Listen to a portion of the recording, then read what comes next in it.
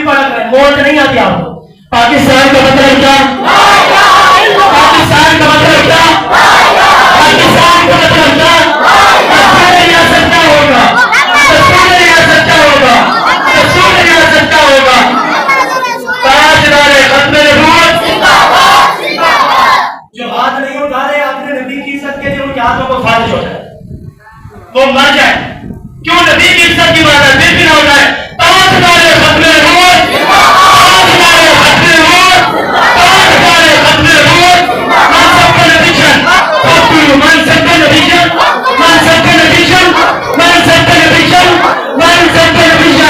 لبیک لبیک لبیک یا رسول اللہ.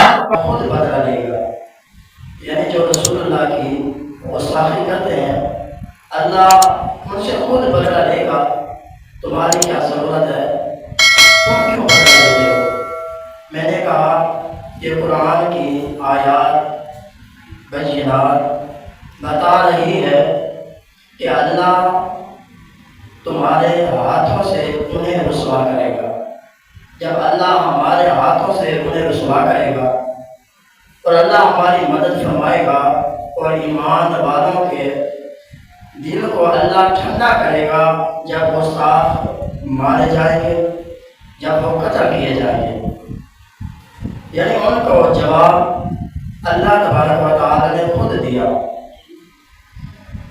حالانکہ اللہ تعالی نے فرمایا اللہ تعالیٰ ان کو عذاب دے گا, تمہارے ہاتھوں سے دے گا, تمہارے دشمنوں کو ذلیل فرمائے گا, تمہارے دشمنوں کو ذلیل فرمائے گا اور کفار کو عذاب دے کر اور ان کو ذلیل کر کے تمہارے دلوں کو ٹھنڈک پہنچائے گا.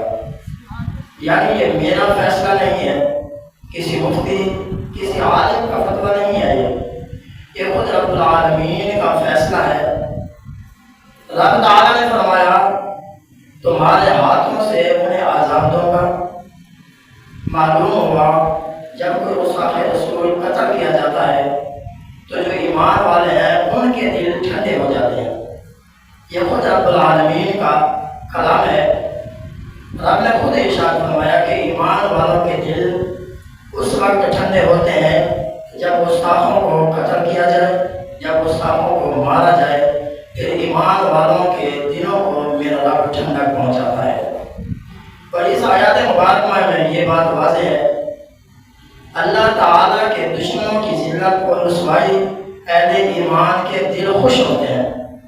جب جو اللہ کے دشمن ہیں اور جو رسول اللہ کے دشمن ہیں, جب وہ ذلیل ہوتے ہیں, رسوا ہوتے ہیں, ایمان والے کے دل خوش ہوتے ہیں اور اس پر اللہ تعالیٰ کا شکر بجا لاتے ہیں, یا اللہ تیرا شکر ہے.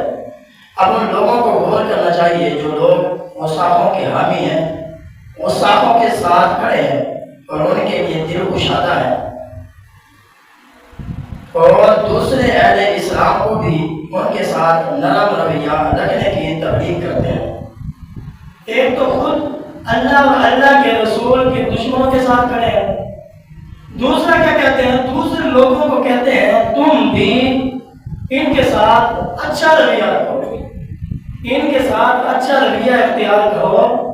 خود بھی اور ایمان والوں کو بھی کہتے ہیں تمہارا اخلاق جو ہے ان کے ساتھ اچھا ہونا چاہیے. کہ ان کے ساتھ گستاخ رسول, گستاخ صحابہ, گستاخ اہل بیت اور اللہ کے نافرمان, اللہ کی حدوں کو توڑنے والے, ان کے ساتھ تمہارا رویہ ایسا ہونا چاہیے. امام اہل سنت آپ کیا فرماتے ہیں, جو شخص رسول اللہ صلی اللہ علیہ وسلم کے دشمنوں کے ساتھ بائیکاٹ کرنے کو ظلم کرے وہ بھی انہی کے ساتھ ہوگا. اگر کوئی بندہ گستاخوں پر ظلم کرتا ہے, ایک بندہ کہتا ہے تم زیادتی کر رہے ہو ان کے ساتھ, تو اعلیٰ حضرت فرماتے ہیں وہ بھی ان کے ساتھ ہے. اس نے گستاخی نہیں کی, ظلم نہیں کیا, صرف ظالموں کے ساتھ کھڑا ہے. جو ظالموں کے ساتھ کھڑا ہے وہ بھی اسی صف میں ہے, وہ بھی وہاں جائے گا جہاں اللہ اپنے دشمنوں کو پھینکے گا. اور آگے کیا ارشاد فرماتے ہیں, مگر آج ہمارے درد دل لوگوں کو, گستاخوں کو دکھ بہت ہوتا ہے, بہت سارے لوگوں کو دکھ ہوتا ہے تم ان کے ساتھ ایسا کرتے ہو, तुम ऐसा करते हो, ये करना गलत है। मैंने कहा काश कि तूने कुरान पढ़ा होता। कुरान बार बार जिक्र कर रहा है और महबूब का चमकता हुआ फरमान हमारे आंखों के सामने है। ना तुझे महबूब करीम का फरमान नजर आता है और ना तुझे रब का कुरान नजर आता है।